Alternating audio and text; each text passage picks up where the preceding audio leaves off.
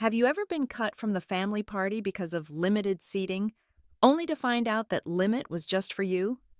This New Year's Eve, I stopped asking for a seat. I built my own table. Right when the party hit its peak, a slap cut through the air before the countdown. Just as my ultra-rich grandfather walked in, he walked past everyone. Then he turned and said something that changed the family rules forever. My name is Heidi Pratt. I am 29 years old, and I am a supply chain strategist, which is a sterile title for what I actually do. I find patterns in chaos. I build systems that connect moving pieces. I make things arrive on time. It is a life of logic, a direct contrast to the emotional chaos of my family. The text message arrived at exactly 4:03 in the afternoon on December 31st. I was standing in front of a wall of glass, watching the wind try to peel the skin off Harbor Point. The city below was a frantic mess of black coats and flashing blue police lights, barricades already choking the streets. The wind was so strong, even 30 stories up, that the glass vibrated against my palm. It wasn't a rumble. It was a high, thin whine, like a nerve stretched to its breaking point. The message was from my mother, Judy. 5 words that defined my entire life. This year, just Emery's family. Not Heidi, we're so sorry. Not, things are complicated. Just a clean cut, a logistical decision. Emery's family, my sister, the golden one, the centerpiece, and by extension, her husband and their perfect child. And me? I was the support structure, the scaffolding, and scaffolding always comes down after the building is complete. I stared at the glowing white bubble. The cold from the window seeped into my hand, making my knuckles ache. I could feel the old familiar programming kick in, the flush of heat, the tightening in my throat, the immediate, acidic shame, the urge to text back, why? Or what did I do? Or the most pathetic one of all, are you sure? But this year was different. I was different. My thumb moved over the keyboard. I typed one word. Perfect. I hit send. No anger, no begging, no negotiation. I refused to be a problem to be managed. I had spent 29 years trying to be convenient, and all it got me was deleted from the guest list. Perfect. I let my hand drop. I looked past my own faint, tired reflection. Below me, the great digital clock in Harbor Point Square was testing its numerals, giant red numbers that seemed to float in the freezing air. They were preparing the stage for the midnight broadcast, the one that would be seen by millions. My family would be at a restaurant 2 blocks from here, one with thick carpets and steak knives, watching it all on a screen. They had no idea I was watching it from here. This skyloft, my skyloft, the secret I had kept for 8 months, the one I bought through a triple-layered LLC registered in Delaware, the one my parents believe is owned by some nameless foreign billionaire. They still think I live in a cramped 1-bedroom apartment in the industrial sector, the one with the flickering fluorescent light in the hall. They have no idea I own this, the entire 40th floor, the $6.8 million penthouse that wraps around the north face of the tower, looking directly down on the spot where the glittering ball would make its descent. For my entire childhood, I was the one standing on the other side of the glass. I remember one New Year's Eve. I must have been 17, standing in that exact square. It was snowing. I was freezing. My cheap boots soaked through. Watching the silhouettes in the high windows of the hotels. Warm, laughing, insulated. I made a vow to myself that night, my breath pluming in the air. I would never stand outside in the cold again. I would be the one inside. I would own the window. The text message wasn't an insult. It was a release. It was the final, satisfying click of a tumbler falling into place. The idea didn't creep in. It detonated. A complete logistical pivot, a new strategy. If my mother was hosting a party for Emery's family, then I would host one for everyone else. I would throw a New Year's Eve party for the B-list, the overflow, the we'll catch you next time crowd, the people who were always expected to understand, the party for the kids' table, all grown up and done waiting for a seat. My phone felt heavy. I didn't call my mother. I didn't call my father. Robert. I called my cousin. Ray. Ray is the family's truth teller, the one who refuses to participate in the collective delusion. She is the anchor. She picked up on the second ring, her voice already tight. Heidi, did you get it? The royal decree? Just came through, I said. I walked away from the window, my bare feet silent on the polished concrete floor. The loft was a cavern of empty white walls and gray stone. She's really something, isn't she? Ray sighed. I could hear traffic in her background. I mean, it's a new low, even for Aunt Judy. So it's not just me, I stated. It wasn't a question. Just you? Try all of us. Me, my parents, Uncle David. She told Grandma May that the restaurant couldn't handle a large group and they wanted to keep it intimate for Emery. There it was, the confirmation. This wasn't a personal slight. It was a culling. My mother and father, Judy and Robert, have orbited Emery since she was born. Emery, the star. Emery, the artist. Emery, the one whose feelings were fragile crystal while mine were apparently industrial-grade steel. I was the engineer. I was the system. I was the quiet one who made things work. Emery was the one who made things sparkle. And in our family, sparkle didn't just win. It vaporized everything else. Ray, I said, stopping in the center of the vast, empty living room. What are you doing tonight? What? Nothing. Staying home? Eating frozen pizza with my parents and watching the broadcast from North Vale? Probably. Why? Change of plans. I'm sending you an address. It's here in Harbor Point. Heidi, that's sweet. But we can't. The whole area is in lockdown. You can't get within 10 blocks of the square without credentials. You can, I said. If you're on the list, I own the list. Get here by 8. Tell Grandma May. Tell your parents. Tell Uncle David. Tell them the party isn't canceled. It's just moved. A long, stunned silence.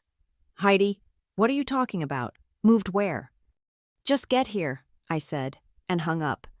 I opened my contacts. I created a new encrypted group message. I titled it, The Real List. My mind was clear. The criteria for an invitation was singular. Anyone who had ever been forgotten would be remembered tonight. Anyone who had been told their achievement was nice, dear, while Emery's was brilliant.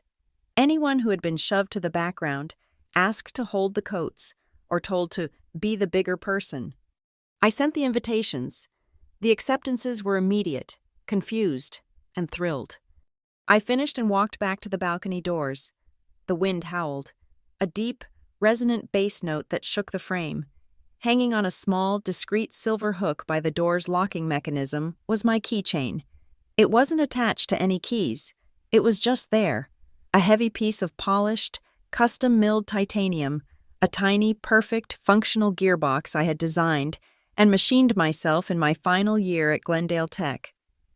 It was a reminder of what I could build from nothing. It caught the flat, gray light of the dying afternoon, glittering like a diamond. I looked down at the square, at the ant-sized figures rushing to prepare for midnight. My family thought they had left me out in the cold. They had no idea I was hosting the party from the sky. I took a deep breath. The air in the loft was still, clean, and smelled faintly of new paint and curing concrete. Tonight wasn't just a party, it was an audit. It was the night the ledgers would finally be balanced. Tonight was going to change how this family defines the word we in North Vale, the town where I grew up. New Year's Eve was the annual audit of who mattered. It was a town buried in snow and quiet judgment. The air smelled of wet wool, diesel exhaust from the plows, and the sharp, sugary scent of pine from trees drying out on the curb. The measure of your family's worth was how many cars were parked in your slushy driveway at 7 p.m. on December 31st. Our driveway was always full, but the party wasn't for everyone. Emery was the star. She was 4 years younger, and from the moment she was born, she radiated a kind of helpless, glittery charm that my parents mistook for a celestial event. New Year's Eve meant Emery getting a new, sparkling dress, something with sequins that caught the light from our ancient television, where the Harbor Point broadcast was already playing on low volume. She would get a new coat, often white and faux fur, to wear for the 10-second walk from the car to our relative's front door. My job was to stay home. "Heidi, you'll watch the house, won't you?" my mother would say, not as a question, but as a statement of logistics. "Emery is just too young to be left, and we can't be chasing her around your aunt's house. It's easier this way." Easier. That was the word that defined my childhood. It was easier for me to be invisible. So I would sit in the living room, the one with the brown shag carpet, and listen to the muffled sound of the television, the canned applause, the distant pop-pop-pop of neighbors setting off illegal fireworks in the frozen street. I'd watch the old clock on the VCR, its green numbers blurring, and wait for the sound of my parents' sedan pulling in at 1 a.m, their laughter loud and foreign as it broke the silence of the house. Praise for Emery was a fireworks display. It was loud, public, and expected. "Look at what our Emery drew. Did you hear Emery sing in the winter pageant? She stole the show." Her every action was a performance worthy of a standing ovation. Instructions for me were rules. They were quiet, functional, and non-negotiable. "Heidi, do the dishes. Heidi, finish your homework. Heidi, why don't you go to your room? The adults are talking." I learned the difference early. When I was 15, I won the state science fair. It wasn't a small thing. It was a massive, 4-tiered project on logistical modeling for emergency water distribution. I had spent 6 months on it, sleeping maybe 4 hours a night. I came home with a 3-foot-tall golden trophy, a cup topped with an atom. It was heavy. I remember carrying it in from the school bus, my arms aching. I put it on the dining room table. That night, my parents were getting ready for a dinner party. My mother walked past the table, her purse in her hand. "Heidi, can you move that thing? It's in the way of the placemats." I moved that thing. I put it in the entryway. The next day, it was moved again to make room for my father's briefcase. I eventually put it in my bedroom, on my desk, until my mother needed to clean. "This thing is a dust magnet," she said. I watched her carry it out and set it on the landing of the basement stairs, next to the box of old Christmas decorations we never used. It stayed there for 3 years. It was still there when I left for college. The moment that truly defined my role was at a family barbecue. I must have been 16. My father, Robert, was standing by the grill with a beer in his hand, talking to a new neighbor. I walked over to ask him a question. He put his arm out, not around me, but past me, gesturing toward my sister, who was twirling on the lawn in a new yellow dress. "This is Emery," he said, his voice booming with a pride that cracked the air. "She's our star." The neighbor smiled. My father then glanced back at me, his eyes sliding over me as if I were part of the fence. "And that's Heidi, her sister. Not my daughter, not my other daughter, just her sister, a supporting role, an accessory to the main event." I didn't cry. I just learned. I processed the data. The lesson was simple. Hard work is silent. Logic is invisible. Effort is assumed. The spotlight, the warmth, the name, belongs to the person standing in the center of the frame. I was the frame. So I retreated. My sanctuary became the garage. It was freezing in the winter and suffocating in the summer, and it smelled of gasoline, sawdust, and cold metal, but it was mine. It was the one place where logic reigned supreme. My father had a workbench full of old, broken things he swore he would get to one day. A dead lawnmower, a box of waterlogged 80s-era computers, a toaster that sparked. I taught myself to fix them. I downloaded manuals on the slow dial-up connection. I learned to read schematics. I bought a soldering iron with my own saved-up allowance. I loved the smell of the melting tin, the precision of connecting 2 points, the small click or whir when a dead thing came back to life. In the garage, there was no favoritism. A circuit was either complete or it was open. A machine either worked or it was broken. It was a world of binary, of truth. It was fair. I built my armor out of this invisibility. I stopped showing them my report cards. I stopped talking about the robotics club. I stopped asking for things. The less I was seen, the less I could be dismissed. The fewer expectations I had, the less pain I felt. I became a ghost in my own home, a quiet system running in the background, keeping the lights on while everyone watched the star. When it was time for college, Emery was already being prepped for art school. My parents were touring campuses with her, talking about portfolios and creative environments. I applied to one school, Glendale Tech. It was the best engineering program in the country, and it was 1,000 miles away. When the acceptance letter came, it wasn't a celebration, it was a logistical problem. I found my father in the kitchen, reading the paper. I handed him the thick envelope. He opened it, scanned the letter, and frowned. "Glendale," he said, tasting the name. "That's in California, isn't it?" "Yes." "Too far," he said, folding the letter and handing it back to me. "And too expensive. Heidi, we have to be practical. Emery's tuition is going to be significant." He turned back to his paper. The conversation was over. I didn't argue. I didn't plead. I went to the garage. I pulled out the old lawnmower I had rebuilt, the one I had sold to our neighbor. I took the cash I had earned from fixing every broken computer in a 5-mile radius. I had been saving it, just in case.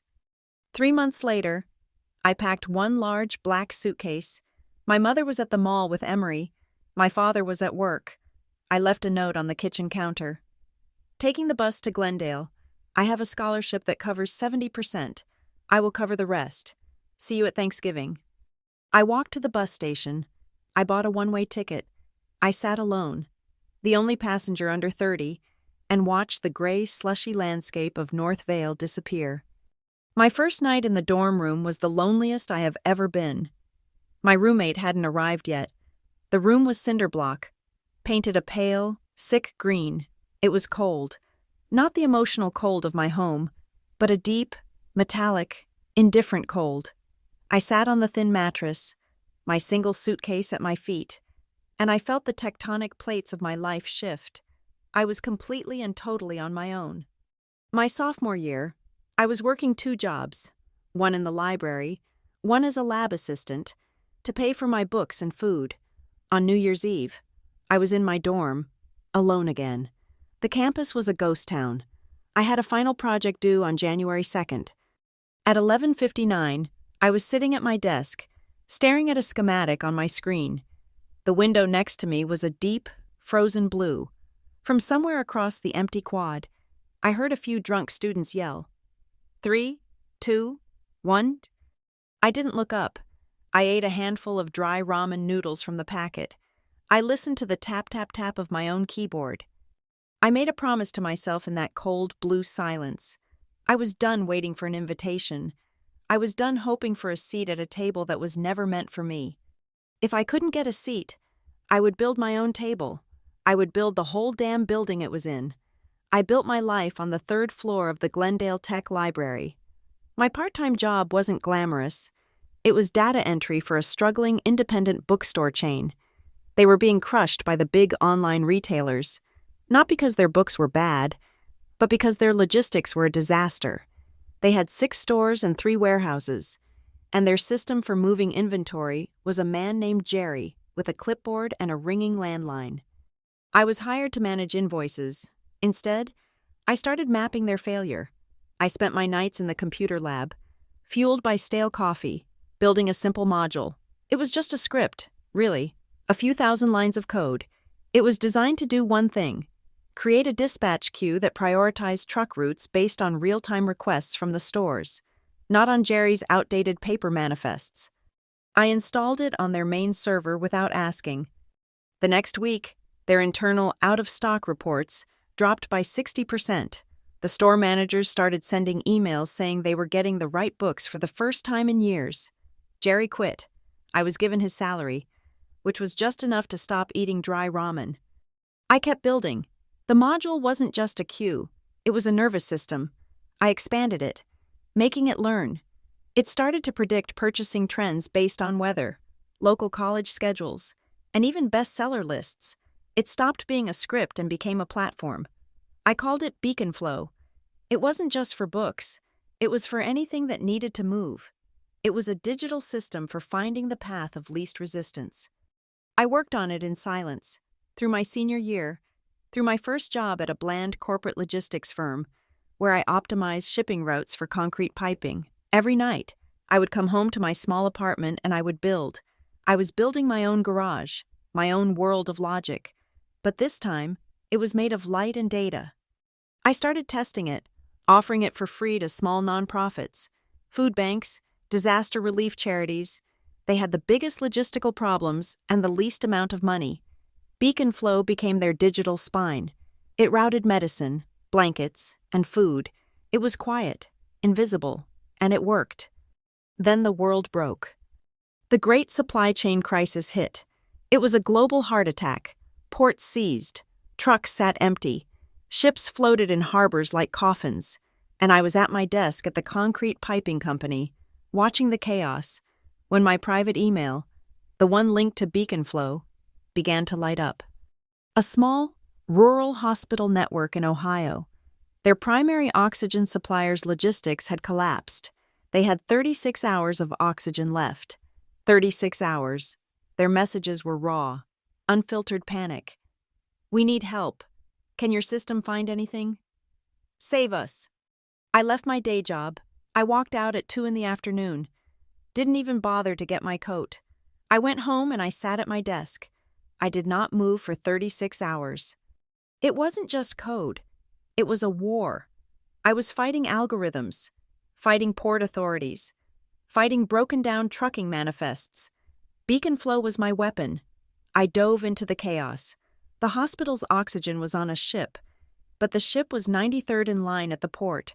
I used the system to find a different supplier, a welding supply company in a neighboring state that had a surplus, but their trucks were all contracted out.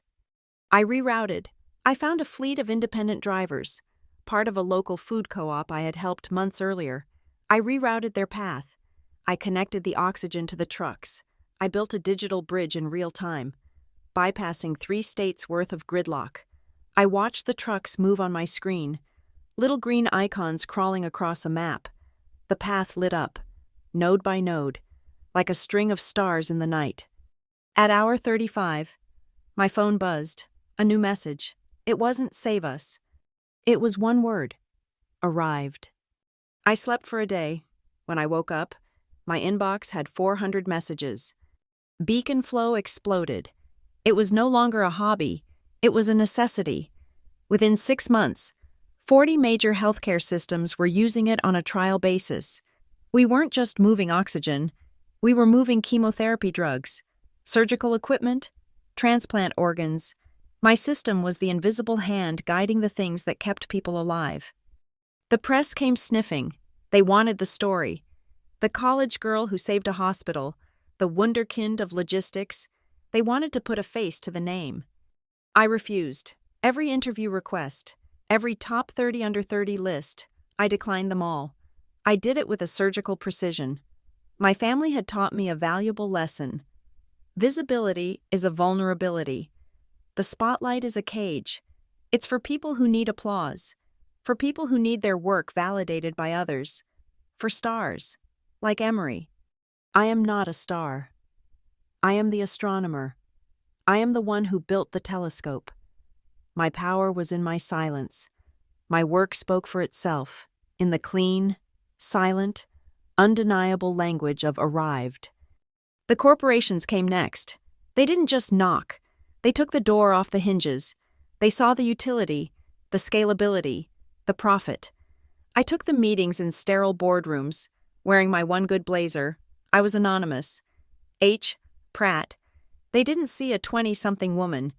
They saw the architect of the most disruptive logistics platform in a decade. One company, a massive global conglomerate, saw the future. Their offer was clean, $110 million. I had one condition. It wasn't just about the money.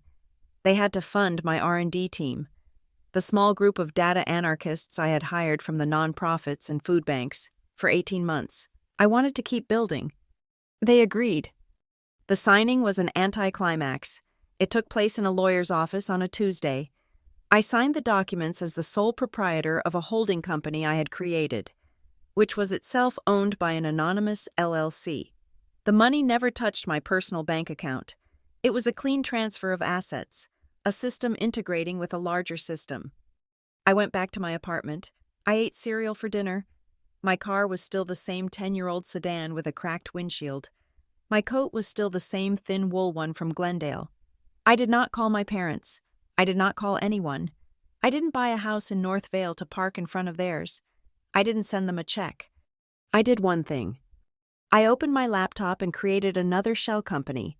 And through that company, I bought the 40th floor of the Harbor Point Crown Tower. The first time I walked in, it was a concrete shell, just dust and studs, and the overwhelming, terrifying, beautiful wall of glass. I walked across the floor, my footsteps echoing in the emptiness. I stood where I'm standing right now, looking down at the square, the city's main artery, right at my feet, the place where I had stood in the cold, invisible, dreaming of warmth. I walked to the sliding glass door that led to the wraparound balcony. I took a deep breath, the air tasting of plaster and altitude. Finally, I whispered to the glass, this balcony is mine. I reached into my pocket and pulled out my old keychain, the little titanium gearbox, the first perfect thing I ever built, back in the machine shop at Glendale. I hung it on the small, simple hook right next to the door. A small object, a massive meaning, a reminder that the most complex systems begin with a single, perfectly designed part.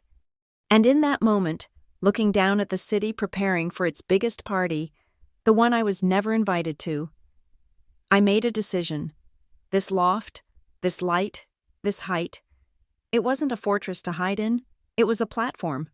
It was the highest point in the city, and I was going to use it to shine a light on everyone else who had been left in the dark. My day begins. The clock on the wall reads 9:04 in the morning.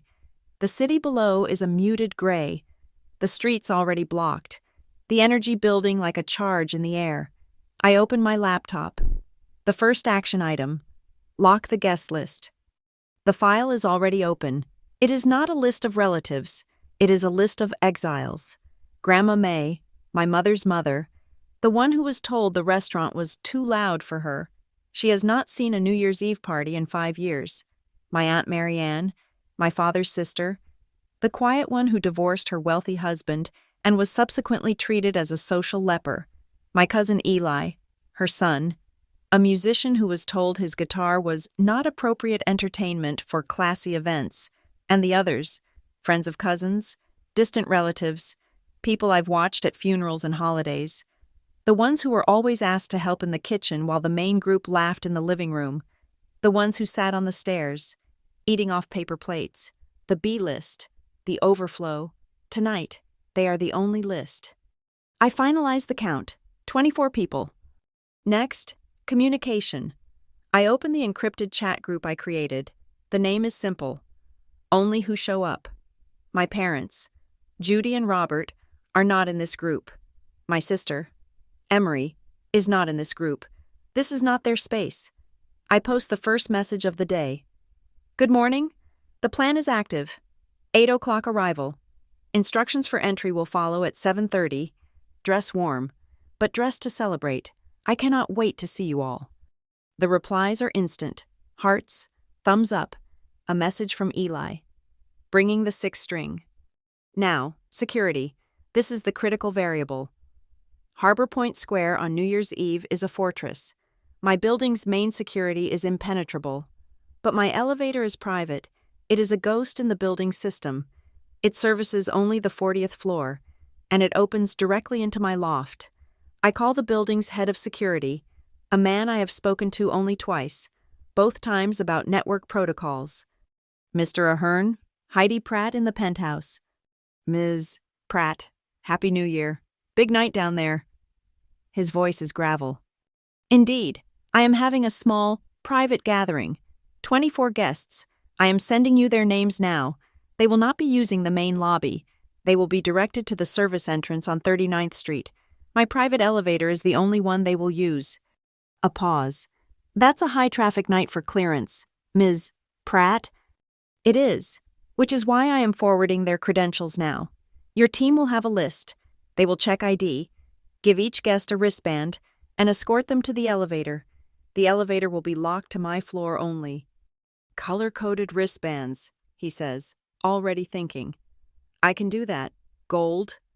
Perfect, I say. Gold for the ones who show up. I send the file. The system is set. The clock reads 10:30, time for the food. I do not want a caterer that serves spectacle. I want a chef. I hired Luca 4 weeks ago. He is a freelance artist, known for his pop-ups.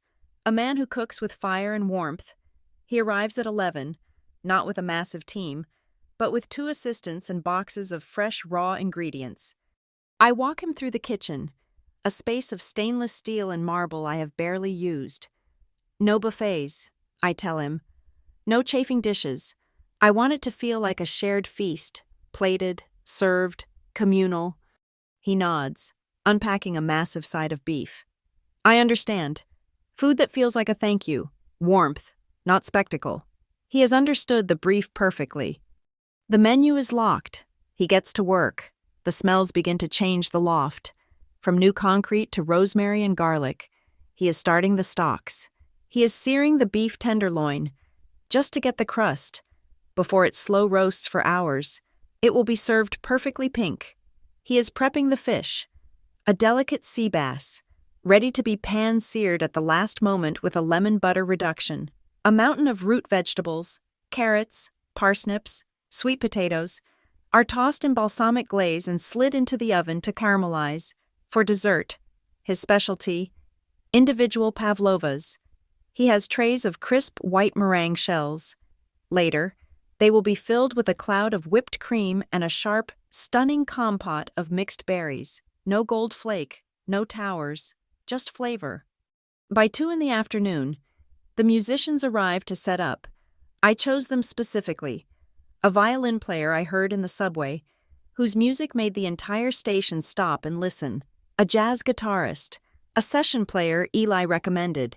Known for his quiet, intricate chords, they set up in the north corner, by the widest expanse of glass. They will play live for the first 2 hours.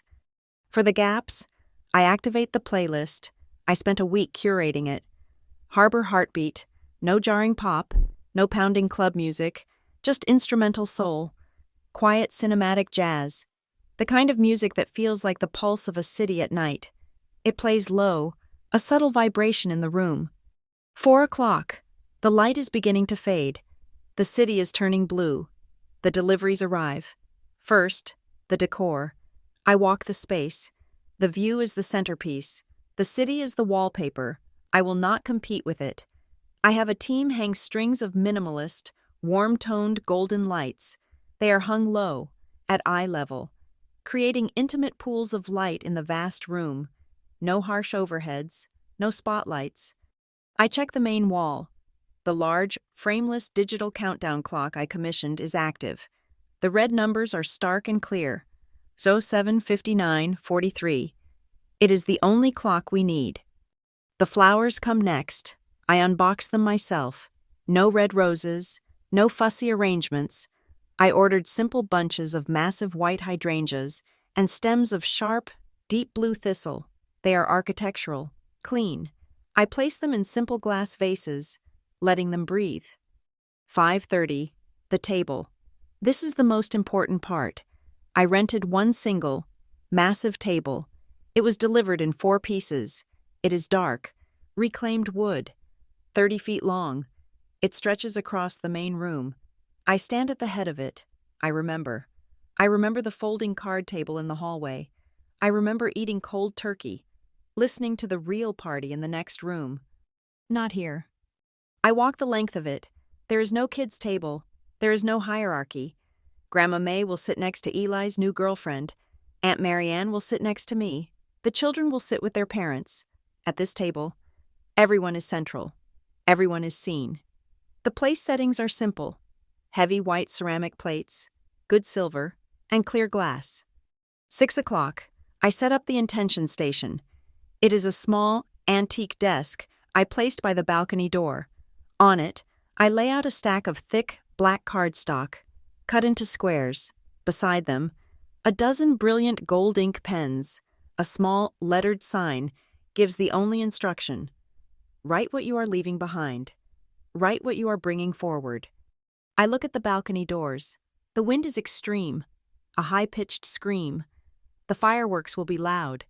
They will be level with us, exploding right outside the glass. I think of the children. I go to a closet and pull out the box I had delivered last week. 10 pairs of high-quality, child-sized, noise-canceling headphones. I place them in a basket near the intention station. This is not a party of sensory overload. This is a party of peace. 7 o'clock. I check my hidden camera. It is a small gimbal, balanced on a high bookshelf in the corner. It is disguised between a heavy book on architecture and a sculpture. I activate it. It will record the entire night in a slow, steady, silent pan. This footage is for us. This is for the archive. It will not be live-streamed. It will not be posted. It is proof, not performance. 7:30. My phone buzzes. The first guests are at the checkpoint. The system is working. I do one last thing. The table is set. The lights are warm. The music is breathing. I take a stack of small, heavy, cream-colored cards. I pick up one of the gold pens. My hand is steady. I write the same 4 words on every single card. Thank you for showing up. I walk the length of the long, dark table. I place 1 card on each white plate. This is the only rule of the night. This is the new protocol. I check my reflection in the dark glass. The city lights glitter behind me like a collapsed galaxy. I am ready. I walk to the elevator door just as the first quiet ting announces its arrival. The elevator doors part with a sound like a quiet sigh. My cousin Ray is the first to arrive. She steps out, her coat still buttoned, a red scarf wrapped high around her neck. Her hair is damp from the wet wind outside. She stops dead. She looks at me, her eyes tracking over my simple black dress, then looks past me. Her mouth opens, but she does not speak.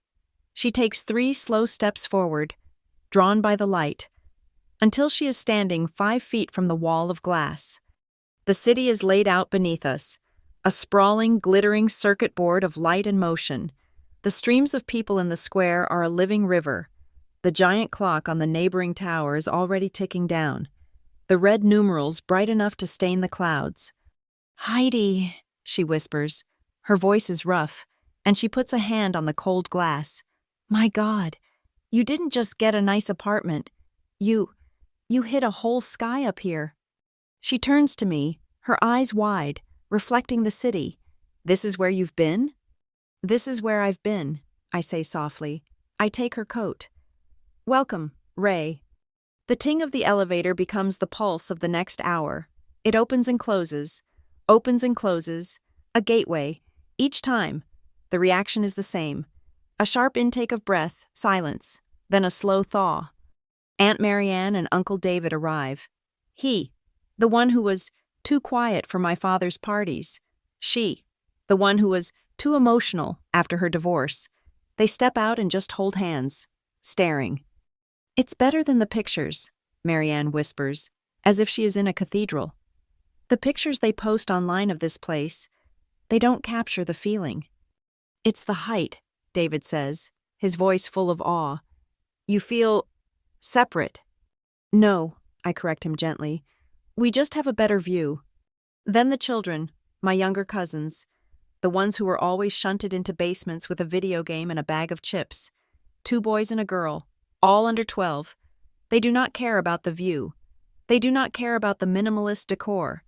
They see the vast, dark balcony. They sprint. They run full tilt at the glass door, a wall of wind and night. "Can we go out?" one of them yells. I slide the door open just 6 inches. The sound of the city explodes into the room. It is not a hum. It is a roar. A physical wall of sound, wind, and freezing cold air that blasts into the warmth of the loft. The children shriek, a sound like glass wind chimes, and jump back, laughing. The cold hits their cheeks, turning them bright red. They press their hands and faces to the glass, fogging it, their laughter sharp and real. I slide the door shut, and the silence of the 40th floor crashes back in, leaving only the echo of their joy. I point them to the basket of noise-canceling headphones. Eli arrives, his guitar case in one hand. His girlfriend, Sarah, who I have never met, is with him. She is holding a large, round cookie tin, and she looks terrified. "I hope this is okay," she says, her voice barely audible. "Eli said it was casual, but this isn't casual. I made cookies, oatmeal raisin. I can leave them in the hall." I take the tin from her. It is warm. "It is casual," I say, meeting her eyes. "And you brought supplies. You're officially the most valuable guest. Thank you." Eli beams, slings his guitar case over, and gives me a one-armed hug. "This place is insane. Insane." The elevator tings one last time. It is 10 minutes past 8. The room is full of conversation, the low thrum of the jazz playlist, but as the doors open, the room goes quiet. Grandma May stands alone in the elevator. She is in her best black wool coat, the one with the velvet collar. Her silver hair is perfect. She leans on her dark wooden cane. She has not been to a family New Year's Eve party in 5 years, not since my mother decided the logistics of getting her from the car to the restaurant were too much of a production. I walk over to her. She looks at me, and her eyes, still sharp, scan my face. Then she looks past me, into the room. She sees her children, Marianne and David. She sees her grandchildren, Ray and Eli. She sees the long table, not a folding card table in sight. She sees the lights of the city. She sees the faces of people who had, for a decade, been relegated to the sidelines. All of them are here. All of them are watching her. She steps out. Her cane makes a quiet, definitive tap on the polished concrete floor. She does not go to the window. She walks straight to the center of the room. She looks at the long, dark table, set for 24. She looks at the intention station, with its gold pens. She looks at the children, who have stopped playing, and are watching her with curiosity. Her eyes, when they find mine again, are wet. She reaches out one frail hand and pats my arm. "Heidi," she says, and her voice is firm, cutting through the music. "You built a good place." She turns, addressing the entire room. "All these years, we have been trying to fix something that was broken, trying to earn a seat at a table that was tilted." She taps her cane again. Tap. "We were wrong. You don't fix a broken thing. You build a new one." She looks at me. This is where the family starts over. A palpable tension breaks. Someone lets out a breath. Ray wipes her eye. I guide my grandmother to the intention station. "Before we eat," I say, my voice louder now, "there are cards and pens, a new tradition. Write what you are leaving in the past and what you are bringing into the future." The first card is pinned to the small board by Aunt Marianne. The gold ink is stark on the black paper. "Stop apologizing for wanting peace." Eli is next. He uncaps a pen, his guitarist's fingers moving quickly. "Bring the rhythm, leave the comparison." He pins it and grins at me. Grandma May, assisted by Ray, takes a pen. Her hand is shaky, but her writing is deliberate, the letters tall and angry. Leaving behind the years of letting one person pull this whole house apart. I wait. I watch them mingle, find their way to the table, the musicians starting a quiet, warm melody. I walk to the station. I pick up a pen. The metal is cool. I press the gold nib to the card. Leave silence. I pause. I look at the room, at the faces. I add 2 more words. Bring belonging. I pin it next to my grandmother's. The party begins. Luca and his team emerge from the kitchen. The first course is served. The smell of garlic, butter, and seared fish fills the air. The sound of real silverware on real ceramic plates. The low, warm chords of the guitar and the soaring, sweet line of the violin. Conversation, no longer hushed, rises, laughter, the clinking of glasses. I stand near the glass, looking not out, but in. I watch Eli tell a story that makes Sarah laugh so hard she snorts. I watch Aunt Marianne and Uncle David sitting not on the sidelines, but at the very center of the table, deep in conversation with another cousin. I watch Grandma May, holding court, a glass of wine in her hand. I look through the glass, out at Harbor Point. The crowd is a true sea now, a tide of light and bodies, pulsing with a collective energy, all of them looking up. In the corner, one of the younger cousins, maybe 19 years old, is mesmerized. He is standing right at the window, filming. He is not filming the party. He is filming the view from the party, a 10-second clip, the unbelievable sea of people, the slow pan up to the giant clock, the reflection of the warm, golden lights of our room in the glass. He is excited. He means no harm. He opens his app. He wants his friends to see what he sees, and he adds a location tag. He wants them to know. He tags the post. The geotag is clear, blue, and precise. Harbor Point Skyloft. The post goes live. The first digital breadcrumb has been dropped. Of course, see none of this. I am too busy. I am walking toward the table. I am finally, after 29 years, taking my seat. The first digital domino fell at 9:17 in the evening. In my skyloft, I was insulated by warmth and a sense of profound, quiet victory. I was walking the length of the long table, a heavy bottle of red wine in my hand. The main course had been cleared, and the air was rich with the scent of roasted coffee and the sharp berry tang of the pavlovas. Eli and the violinist were playing a slow, soulful instrumental. I stopped to refill Aunt Marianne's glass. She was mid-story, her face animated and bright. She had not looked this alive in a decade. I caught Grandma May's eye from the end of the table. She raised her glass to me, a gesture of pure, unadulterated pride. My phone was on a charging mat in the kitchen, screen down, on silent. I had not looked at it in 2 hours. I was completely blissfully present. 20 miles away, in a suburb of North Vale, a distant cousin named Linda, who had been invited to neither my party nor my parents, was scrolling through her social media feed. She was bored. Her New Year's Eve consisted of cheap Prosecco and watching the same broadcast I was ignoring. She saw her nephew's post, a 10-second clip, the impossible view, the sea of lights, the reflection of a party, and the tag, Harbor Point Skyloft. Linda, a prolific gossiper, did not hesitate. She screenshotted the video. She opened the sprawling, chaotic Pratt Family Updates group chat, a chat that included my parents, Emery, and about 40 other people. Her text was a digital grenade. OMG, is this Heidi? Look at this party. Is everyone there? In the North Vale living room, the one I remembered with its perpetually beige walls and the smell of dust, the scene was one of stale obligation.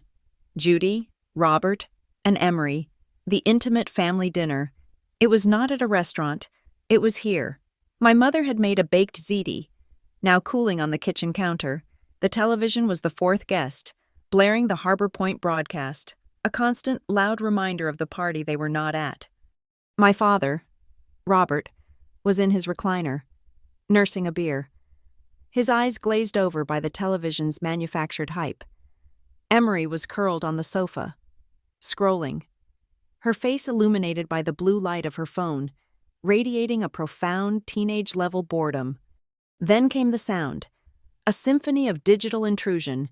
Ping, Emery's phone. Ping, ping, ping, my father's phone. On the side table, vibrated, a hard buzz against the wood.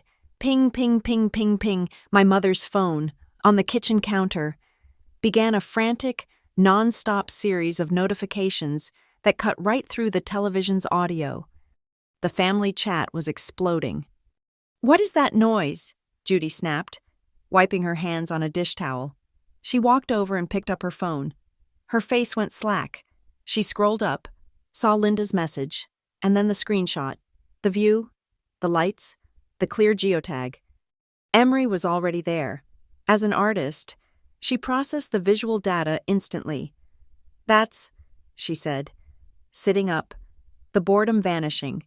replaced by a sharp, acidic curiosity. That angle. That's high. That's really high. That's looking down on the square. The messages poured in, a torrent of digital confusion and excitement from cousins and aunts I had not spoken to in years. Wait, Heidi's in Harbor Point? That's the Crown Tower. Judy, I thought you were having a quiet night. Is Grandma May with you? My father grabbed his own phone. He stared at the picture, his brow furrowed in simple, blunt confusion. What is this? Some kind of filter? But the gossip was already metastasizing. The screenshot jumped from the family chat into the North Vale Town Network, the neighbors, the parents of old classmates, the people who had watched me grow up as a shadow. Did you hear? Robert and Judy's girl, the quiet one. She's hosting some massive party at the Harbor Point Tower. Heidi? Not Emery? They said she's in the penthouse. Can you even imagine? I thought she just did. Computers, or something. The whispers of invisible Heidi were suddenly echoing from the highest, most visible point in the city. In the living room, Judy's phone buzzed with a direct message. It was from a friend, a woman from the local historical society, a primary node in the North Vale Gossip Exchange. Judy, dear, I'm watching the broadcast. They keep showing the Crown Tower. I just saw a post. Is that your mother May? In the background of a video? Are you all there? It looks incredible. Why didn't you say you were having a big party? My mother's face, which had been confused, now hardened into something brittle and dark. Shame, cold, hot, and immediate. She was not at the party. She was the one who had been left out. And worse, Grandma May was there. Robert, she said, her voice low. She has my mother. She took my mother to this thing. It's a mistake, Robert said, his voice too loud, too defensive. He was a man of simple denials. She probably just rented it for an hour. You know, one of those picture-taking places. It's a sham, all for show. Emery laughed, a short, sharp, ugly sound. Dad, that's the penthouse of the Crown Tower. You can't rent it for an hour. That's not a place. That's millions of dollars. She looked at the screenshot again, her artist's eye seeing the custom lighting, the finish of the walls. That's someone's home. The implications of that word hung in the stale air. And then, the broadcast, their only connection to the outside world, betrayed them.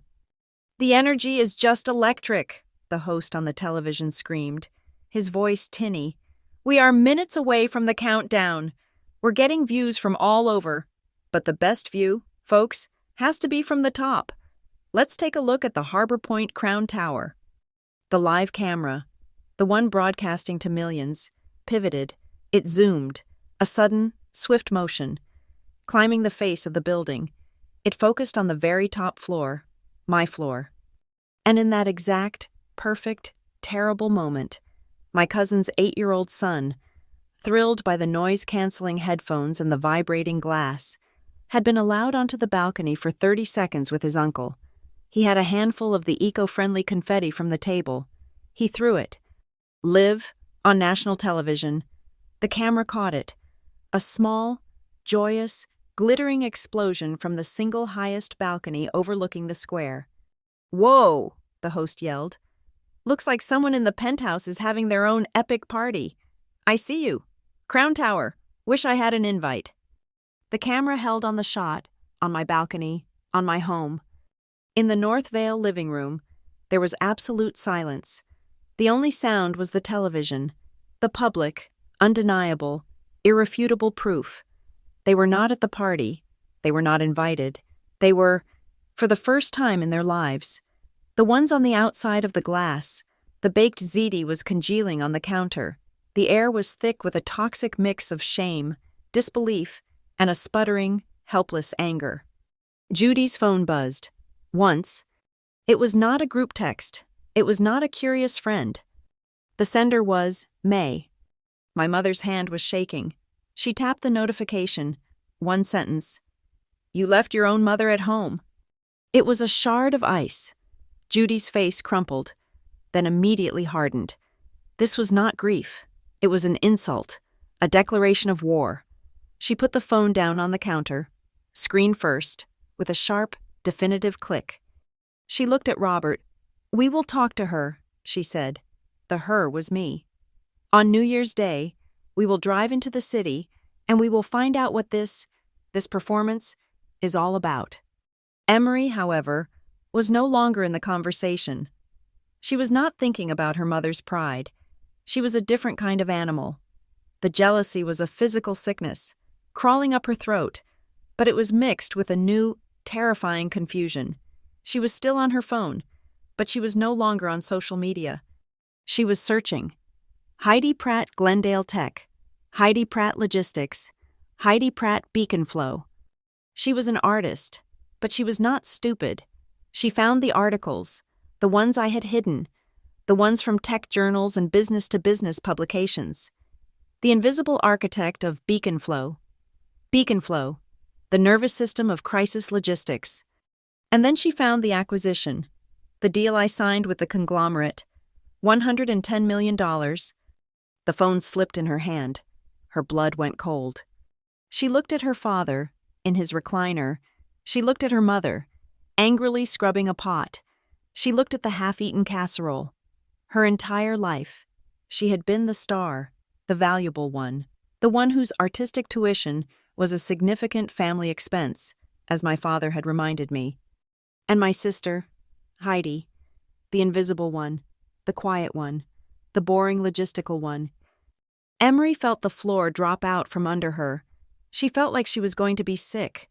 The jealousy was so pure, so potent, it was almost choking her. She closed the browser. She took a shaky breath, forcing the artist's mask back on. The performance. She opened her text messages. She tapped my name. Her thumbs moved, typing a perfect, hollow, obligatory lie. "Hey, Happy New Year. Sis, looks like you're having fun." She hit send. In the loft, I was nowhere near my phone. I was standing by the intention station, watching Grandma May teach Eli's girlfriend how to play gin rummy. I was laughing. The room was warm. The music was perfect. And I was, for these last few precious moments, completely, blissfully, unaware of the siege that was about to begin. The digital clock on the wall read 23:59:50.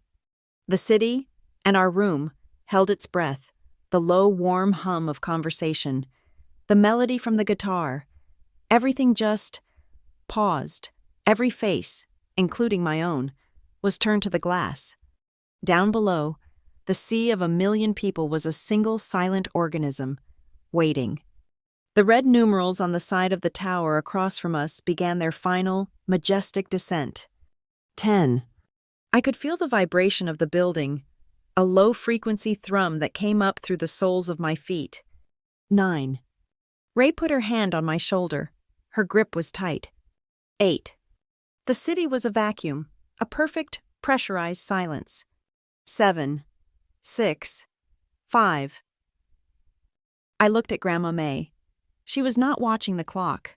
She was watching me. Her face illuminated by the red light, and she was smiling. 4. 3. 2. I closed my eyes. Just for 1 second. I was not in the cold. I was not in the garage. I was not at a bus station. 1. The world went white. There was no sound, just a wave of pure percussive light that hit the glass. The first firework detonated at our eye level, a massive silent explosion of titanium white, so bright it erased the city, leaving only our reflections, suspended in the void. And then the sound, a deep, physical boom that shook the tower, the glass, the wine in our glasses. Another, a supernova of deep sapphire blue. Another, a weeping willow of emerald green and gold that seemed to hang in the air for an eternity, its tendrils of light dripping onto the city below. The wind was so strong it caught the biodegradable confetti, the kind that dissolves, and swirled it up to our windows, a blizzard of silver and white, as if we were in a snow globe. And through it all, as the sky was ripped open and remade, color after color, Eli, who had stood up, began to play. He did not play a rock song. He did not play a pop anthem. He just quietly, firmly, began to pick out the simple, aching chords of Auld Lang Syne. The violin joined him. It was not a performance. It was a soundtrack. It was the music for the people who should have been old acquaintances, but who were, in this moment, the only ones who mattered. I felt a smile, a real one, not a polite, functional smile, but one that started in my chest and just took over. I was laughing. The sound lost in the cannonade of the fireworks. I was completely, utterly, and finally free. Across the room, balanced on its high shelf, the gimbal camera, unseen, unheard, made its slow, steady pan. It captured the moment, the explosions, the confetti storm, and me. My face turned to the sky, not with the ache of longing, but with the simple, pure light of ownership. That moment of joy, of pure, unadulterated belonging, was contagious. Aunt Marianne, a little drunk on wine and victory, pulled out her phone. She was filming me, Eli, and Grandma May, all of us laughing, silhouetted against the exploding universe. She did not post it to the private group. She opened the main Pratt Family Updates chat, the one with everyone, the one with my parents. Her fingers, clumsy with happiness, typed a 10-second caption. She filmed the gimbal, not knowing what it was, but she caught its view, a 10-second clip. You missed a night for the ages. She hit send.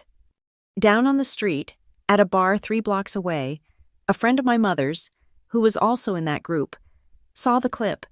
She had just received Judy's polite, quiet night at home text, and here was this, a video of a party that looked like a scene from a movie, from the most expensive address in the city. She immediately forwarded the clip. The video, my face of unguarded freedom, began to move through the digital veins of North Vale, traveling at the speed of gossip. I knew none of this. The finale was ending. A dozen massive shells of gold and silver exploded at once, bathing the loft in a blinding celebratory light. And then, silence, the smoke, thick and gray, drifted past the glass. The city, which had been dark, was now lit up, every office tower window glowing, the sound of 1,000,000 people cheering. A faint roar finally reached us. The party turned back on itself. The tension was gone. The room exploded with noise, laughter, hugs, people clinking glasses. Happy New Year. To the table, someone shouted. We all surged back, a happy, warm mass of people. The air was full of perfume, the smell of wine, the after scent of gunpowder. I felt a dozen hands touch my back, my arms. Heidi, this is... I've never... Thank you. I was standing at the head of the table, my hand on the back of my chair, about to propose a toast. My heart was so full, I could barely breathe. Ting. The sound was not loud. It was a high, thin, sterile chime. It was not the thud of the bass or the sigh of the violin. It was the sound of the elevator. The room did not hear it, but I did. My system architect brain registered the anomaly. The party was full. Everyone was here. Eli, next to me, heard it too. His fingers stopped moving. He muted his guitar strings. In that pocket of silence, the laughter at the far end of the table died down. Ray, who was refilling her champagne, stopped pouring. She set the bottle down on the wood, a hard, definitive thud.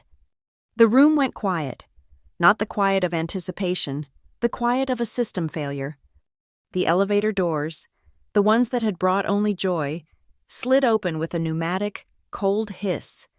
They were standing there, 3 figures, like a portrait of my past, my mother, Judy, her face a mask of pale, tight rage, my father, Robert, his big frame looking lost in his good overcoat, his expression simply, utterly confused.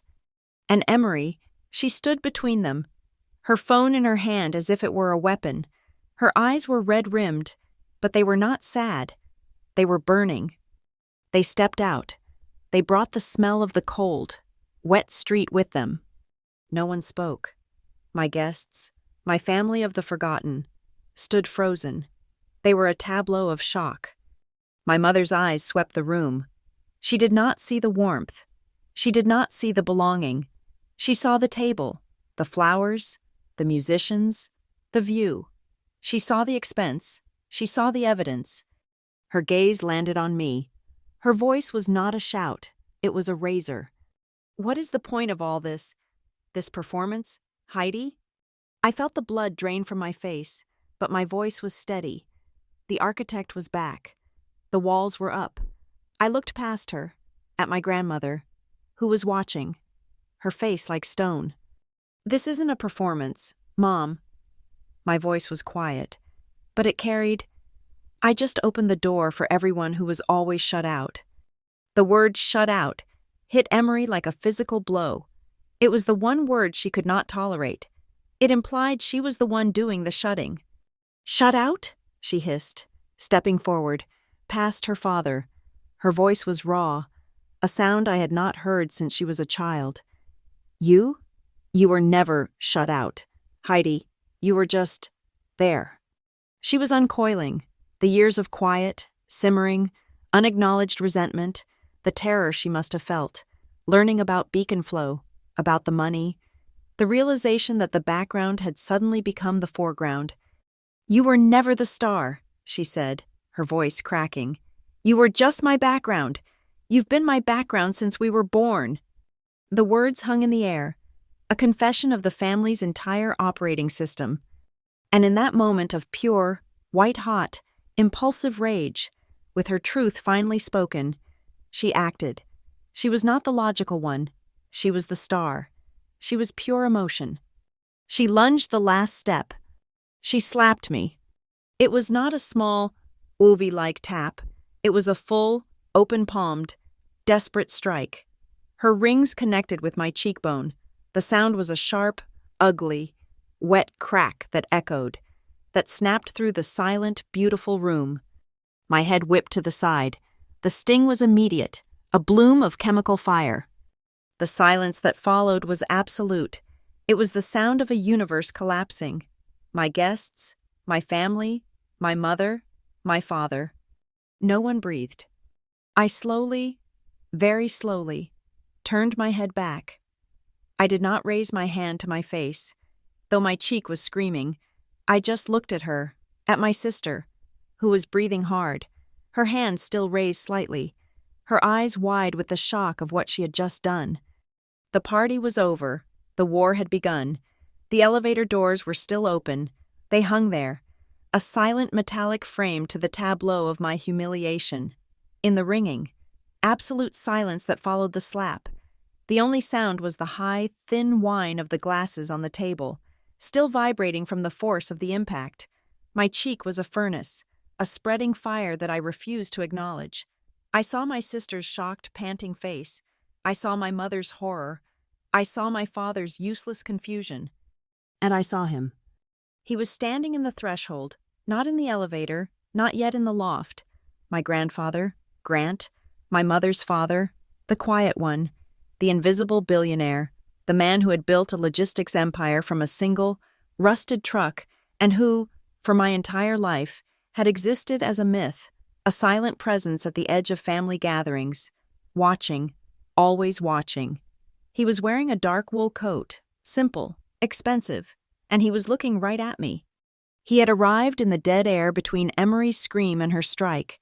He had not just heard the slap. He had seen it. His eyes, the color of a winter sky, were clear and sharp. He stepped out of the elevator. The sound of his leather-soled shoes on the polished concrete was a judgment.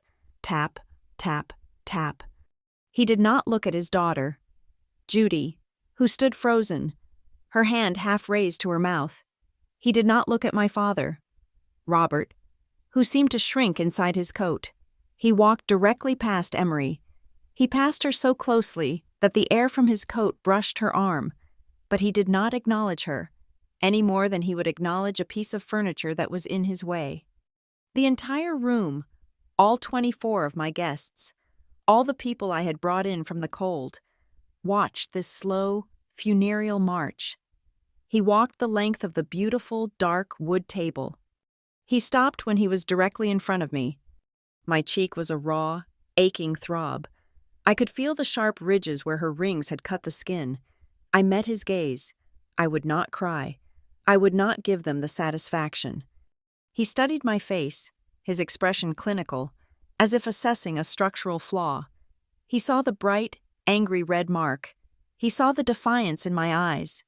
He reached into the inner breast pocket of his coat and removed a perfectly folded, crisp, white linen handkerchief. He did not offer it. He lifted his hand and gently, with a touch that was impossibly soft for a man so hard, he dabbed at the corner of my eye, catching the one traitorous tear that had escaped. His voice was a low rumble, meant only for me. "Are you all right, Heidi?" I managed a single, sharp nod. "Good." He put the handkerchief back in his pocket, and then he turned. He turned his back to me and faced the room. He faced my mother, my father, and my sister. His voice was no longer a rumble. It was the clear, cold, amplified sound of absolute authority. "Tonight," he said, and the room seemed to lose a degree of warmth. I arrived in time to hear two things. He let the silence hang. He was a master of the pause. He let the tension build until it was unbearable. I heard a slap, and I heard the truth. Emery let out a small, strangled sob. My grandfather ignored it completely.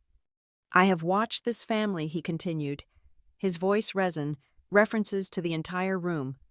"Operate on a flawed system, a system of noise. I have watched some of you."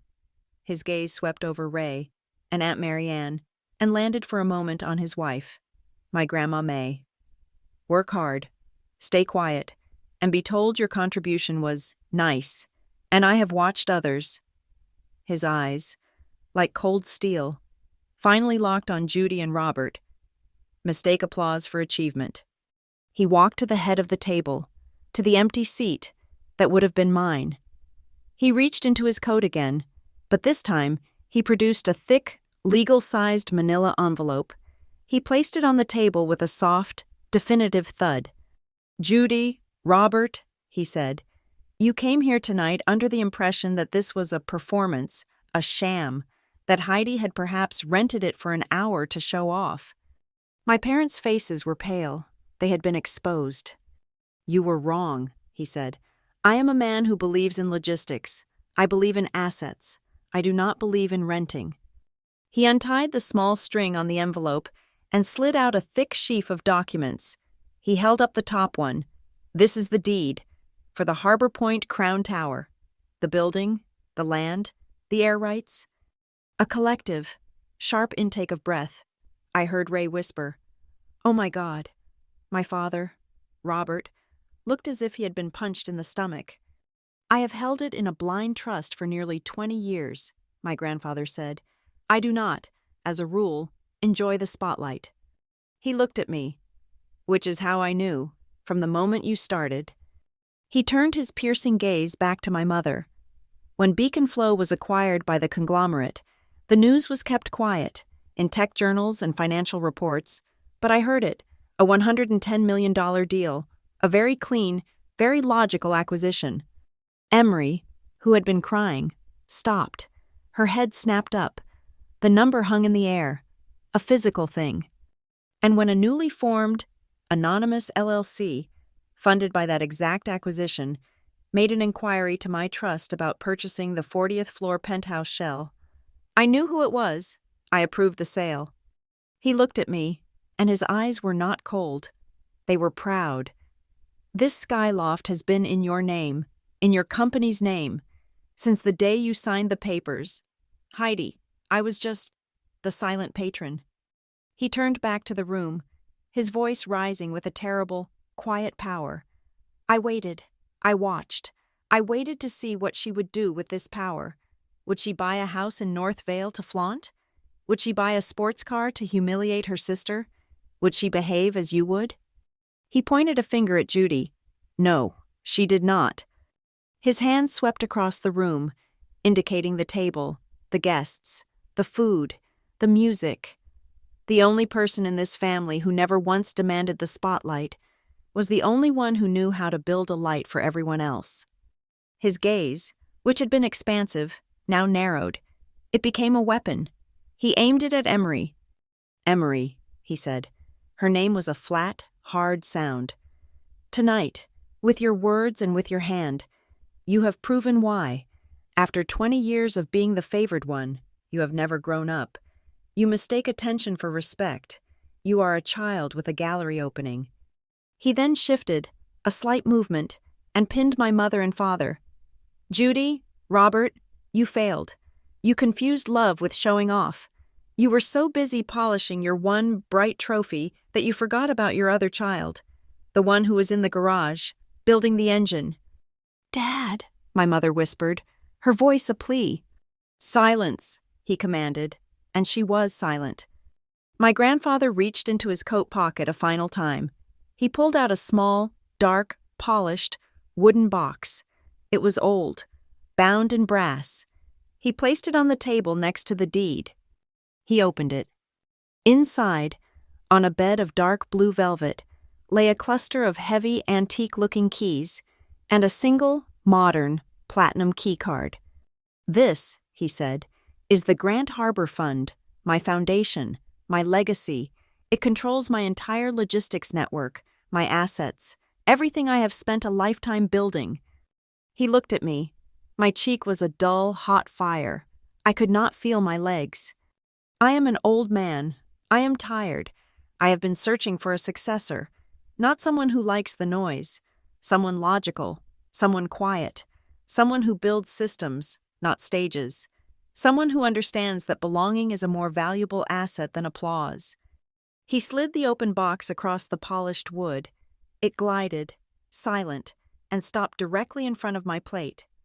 "As of this moment, Heidi Pratt is the new executive director of the Grant Harbor Fund. She controls the assets. She controls this building. She controls the future." I gripped the back of my chair to keep from falling. My vision swam. "There is one condition," my grandfather said, his voice softer now. He looked at the table. He looked at Grandma May, who was watching him with an expression of profound understanding. He looked at Eli, and Ray, and Aunt Marianne. "This," he said, "this party, this becomes the new tradition. This table is the new board meeting. This New Year's Eve, every year, is for the ones who were forgotten. That is the first, and the only clause in your contract." The air in the loft was a pressurized chamber of silence and adrenaline. My grandfather's words hung, heavy and irreversible, over the polished wooden table, the box of keys. My new, impossible burden sat gleaming beside my plate. Emery was still breathing in short, sharp gasps, her face a mask of tear-streaked, horrified realization. My mother looked as if she had been hollowed out. My grandfather, Grant, a man who built an empire on the principle that nothing is real until it is logged, turned from me. He took his phone from his pocket. He did not dial. He pressed a single-digit speed dial. He did not hold the phone to his ear. He spoke into the air. "Send the night manager to the penthouse and bring the building's registry, the permanent one."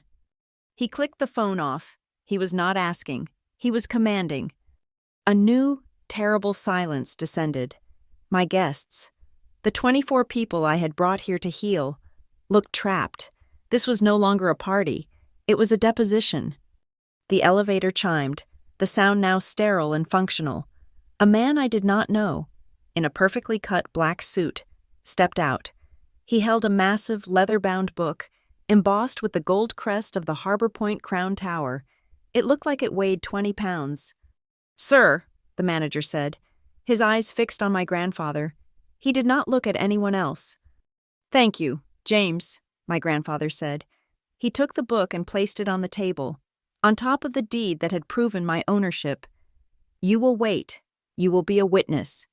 He opened the massive book. The pages were thick, creamy, and blank, edged in gold leaf. "A family, like any business, is a ledger," my grandfather said, his voice resonating in the quiet. It is a record of debts and credits. For decades, the ledger of this family has been unbalanced. We have been running on a false accounting. He looked at the intention station, at the black cards pinned to the board. Those were a good start, Heidi, but they are promises. This, he said, tapping the open book, is a receipt. We will create a new charter, tonight, the Ledger of Belonging, and we will begin by logging the names of the shareholders, the people who, for years, were told they were not important enough for a seat at the main table. He picked up one of the gold pens from the intention station. He did not look at me. He looked at his wife.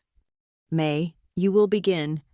Grandma May, who had been sitting, watching her husband with a look of fierce, ancient understanding, nodded once. She used her cane to stand. She walked to the head of the table. Her hand was frail, but her grip on the pen was firm. She uncapped it. The room was so quiet, I could hear the nib scratch against the heavy paper. She did not just sign her name. She wrote, her elegant, old-world script filling the first line. When she was finished, she turned the book slightly for the room to see. Her voice was clear. May Grant, I leave behind the silence. I bring forward the laughter. 9 words, a new binding contract. She placed the pen on the table. Ray was next, my cousin, my anchor. She walked up, her face set. She took the pen, her hand perfectly steady.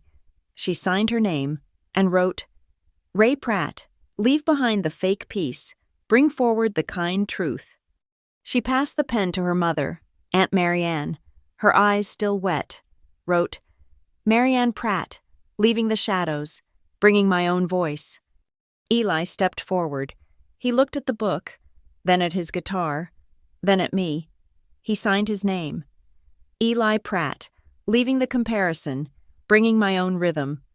He stepped back from the table, picked up his guitar, and began to play. It was not a song, it was just a sound, a quiet, repeating, ascending chord progression, a pulse. One by one, to the sound of that gentle, insistent music, the rest of my guests came forward, my family, the ones who had been told they were too quiet, too difficult, too much, or not enough. Uncle David, my younger cousins, Eli's girlfriend, Sarah, who had brought the cookies, they signed their names, they each added their words. Leaving judgment, bringing my work, leaving the stairs, bringing the table. It was a ritual. It was an audit. The 24 names filled the page, a testament of the forgotten, now entered into permanent, binding record. The music faded. The page was full. My grandfather looked at the 3 figures still standing, isolated, by the elevator, the intruders, the former regime. Judy. My mother flinched. She looked like a ghost. Her rage had burned out, leaving nothing but ash. She walked toward the table, her steps small and uncertain. She looked at the page, at the names of her mother, her sister-in-law, her nieces and nephews, all the people she had personally, logistically, cut. She reached for the pen, but her hand was shaking so violently she could not close her fingers around it. She made a sound, a small, dry sob, a single, failed, I. The word sorry was a mountain she could not climb. It was not in her vocabulary. She put her trembling hand on the table to steady herself. She finally managed to grip the pen. She did not sign her name. She did not deserve to be on that list. Instead, at the very bottom of the page, beneath the final signature, she wrote 5 words, the gold ink smeared by the pressure of her hand. I want to learn to be present. She dropped the pen as if it were on fire and stumbled back, her hand clamped over her mouth. Grant nodded once, a sharp, clinical assessment of a debt acknowledged. Robert. My father moved. His shoulders slumped inside his expensive coat. He had always been a man of simple excuses. It's just easier. It's simpler for everyone. He was the enabler, the one who signed off on the flawed logistics because it was convenient. He picked up the pen. He looked at the words my mother had written. He looked at me. his eyes full of a new, profound, and useless shame. He wrote a short sentence. He paused, then drew a single, angry gold line through it. He wrote again, his letters large and clumsy. Not simple for convenience, just simple to love. He stepped away from the table as if it were a tribunal. And then there was Emery.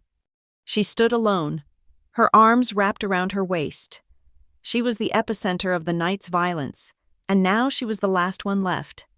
"Emery," my grandfather said. His voice was flat. She walked forward, the star, now stripped of her light. She reached for a silk napkin from the table, wiping her face. She looked at me, at my cheek, which was now a deep throbbing purple. Her voice was a rasp. She stopped.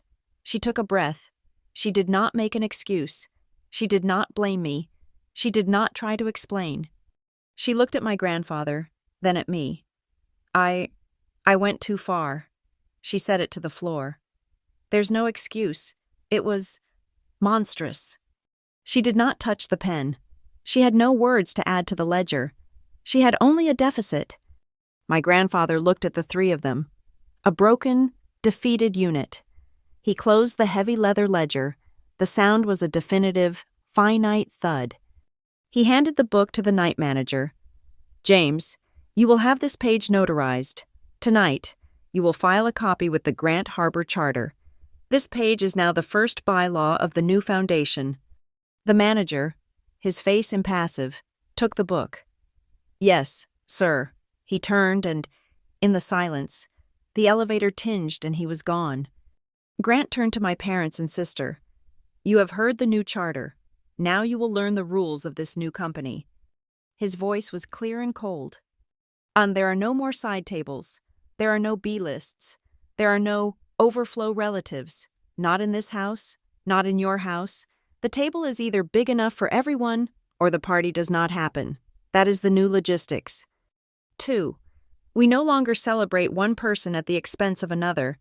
This family will stop manufacturing stars. Praise for one is not a demotion for another. We will end this zero-sum game. And 3. His eyes, like ice, found Emery.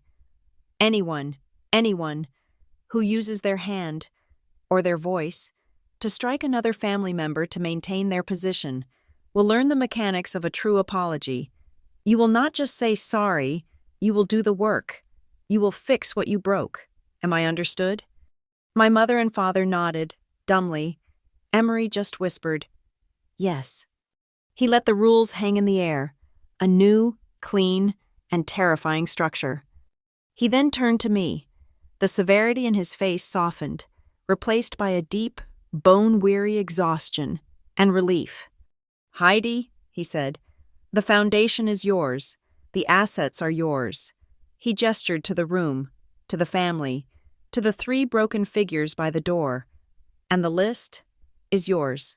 From this moment on, you, and you alone, will decide who gets a seat at this table next year." It was the final transfer of power, the ultimate test. I looked at my mother, who was watching me with a new, terrified hope. I looked at my father, who just looked broken. I looked at Emery, who could not meet my gaze. I did not answer him. I walked to the head of the table. I picked up the heavy wooden box. I took out the cluster of old, heavy brass keys. I took the single, cool, platinum key card, the weight of his entire life's work. I walked past my family. I walked to the balcony door. The city was blazing. The party on the streets was over. But the lights were on. 1,000,000,000,000 points of proof. Hanging on the small, silver hook next to the door was my keychain, the little titanium gearbox I had machined in a cold dorm room, a reminder of what I could build from nothing. My hand was steady. I slid the new, heavy keys from my grandfather.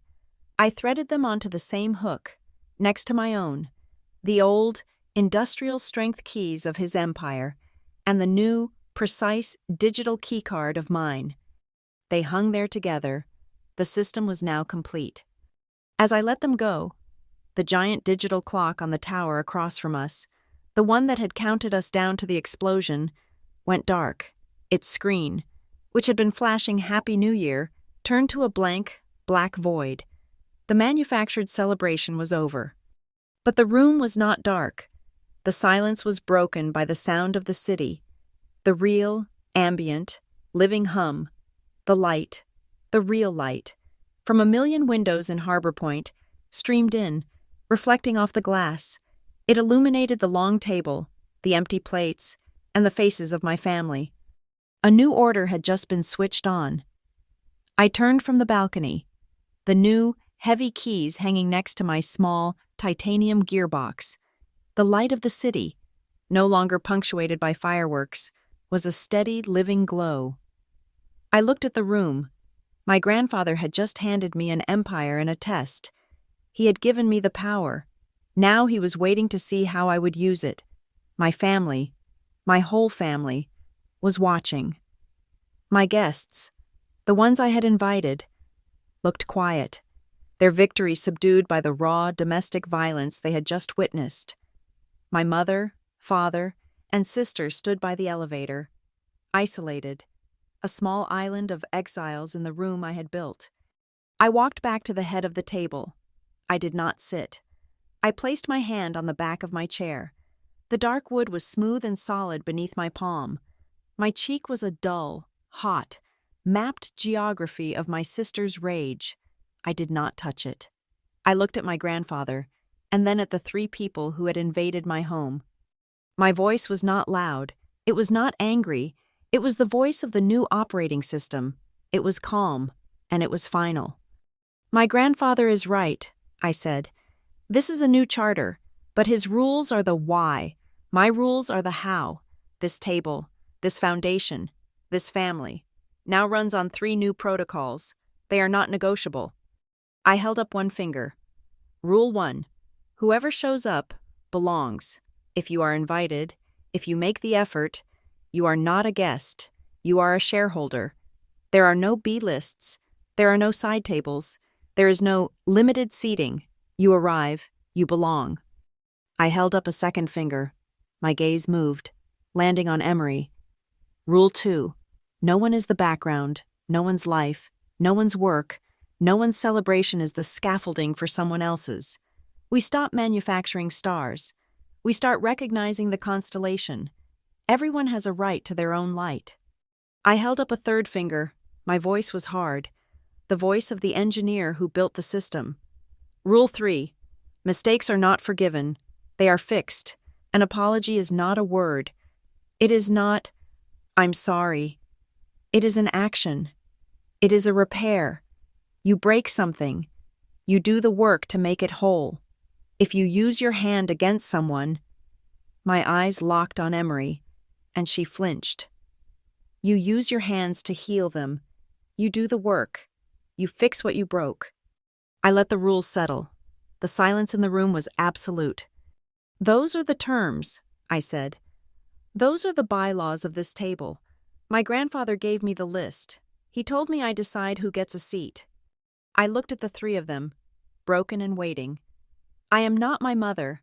I do not cull the list. I do not run on exclusion. The invitation is open. I looked directly at Judy, at Robert, and at Emery. Anyone who is willing to abide by those 3 rules, you are welcome to stay. You are welcome to sit down. The night is not over. Emery was the first to move. Her eyes were red, swollen, and raw. The mask of the star was gone, dissolved by the acid of her own actions and the public, brutal statement of my net worth. She looked small, lost, and for the first time in her life, honest. She took one shaky step forward, away from the protective shield of her parents. She looked at me, at my face. She nodded, a small, jerky motion. "I'm sorry," she whispered. The word was thick, rusty. "Heidi, I'm sorry. I will learn. I will learn to sit beside you. Not in the middle." She did not move toward the table. She did not ask for a seat. She just stood, accepting the terms, waiting for further instruction. My mother, Judy, looked at her daughter, then at me. Her face, which had been a mask of pale, tight rage, was now just a ruin. She turned to the one person in the room she had wronged the longest. She walked to Grandma May, who was still seated at the table. My mother did not hug her. She just reached out and took her mother's hand.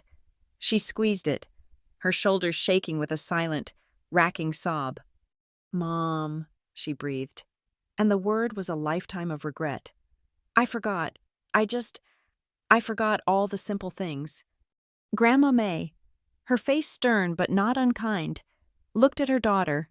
She reached over with her other hand and patted Judy's, just once, a single, quiet acknowledgement. My father, Robert, the man who had enabled the entire flawed system for an easy life, did not look at me. He looked around the table. He looked at the faces of Aunt Marianne, Uncle David, and Ray. He looked at the people he had dismissed, ignored, and overlooked for decades because it was convenient. He started. His voice was rough. "I owe all of you a thank you for showing up, for reminding me." It was not an apology. It was an acknowledgement, a start. My grandfather, Grant, who had been watching this entire exchange with the quiet, clinical intensity of an auditor, picked up his own, untouched wine glass. He held it up. He did not look at me. He looked at everyone at the table, and the three standing near the door. "A toast," he said, his voice firm, closing the ledger. "From now on, this family will use its light to see each other, not to blind each other." He drank, the room drank. In the ensuing silence, Eli, who had been holding his guitar, his fingers resting on the strings, looked at me. He had provided the soundtrack for the healing. Now, he provided the conclusion. He slowly, deliberately, strummed one final, resonant chord, a G major. The sound hung in the air, warm, resolved, and clear. It was a perfect, finished sentence, a musical full stop. I looked at the table. My guests were sitting down. My mother, father, and sister were still standing. But they were no longer intruders. They were candidates. They were potential. I looked at the long, dark wood, the plates, the glasses. My grandfather was at one end, my grandmother at the other. There was no head of the table. There was no best seat. There was only the right seat, the one you had earned, the one you were present for. I turned away from them all. I walked back to the glass. The city pulsed beneath me, a living, breathing system of light and connection. The wind was gone. The night was still. The glass was no longer a barrier. It was not something I was on the outside of, dreaming of warmth. It was a lens. It was the window of my own ship. I took a deep, clean breath. The air smelled of wine, coffee, and the faint, cold ozone of the city. I spoke, not just to the room, but to my reflection, to the future. "Next year," I said, loud enough for everyone to hear. "This table is longer." Behind me, I heard a soft laugh from Ray. I saw my grandmother's reflection in the glass, and she was smiling. They understood. The new law was in effect. I walked to the intention station. There was one black card left, one gold pen. I picked it up. My hand was not shaking. I wrote, the ink shining in the city light. I did not write leave or bring. I wrote the new mission statement. Build tables, not walls. I took the card and pinned it to the board. Right in the center. The light from Harbor Point, the 1,000 reflected lights of the city I now oversaw, bounced off the gold ink. It landed on the word Ray had written. It landed on the word my father had written. And it landed on the word I had pinned there hours ago. Belonging. The knot, the one that had been tightening for 29 years, was not cut. It was untied. Here, at the table. Thank you so much for listening to this story. We would love to know where in the world you are listening from. So please drop a comment below, share your thoughts, and let's connect. Please subscribe to Lila Revenge Stories, like this video, and give that hype button a press to help more people hear this story.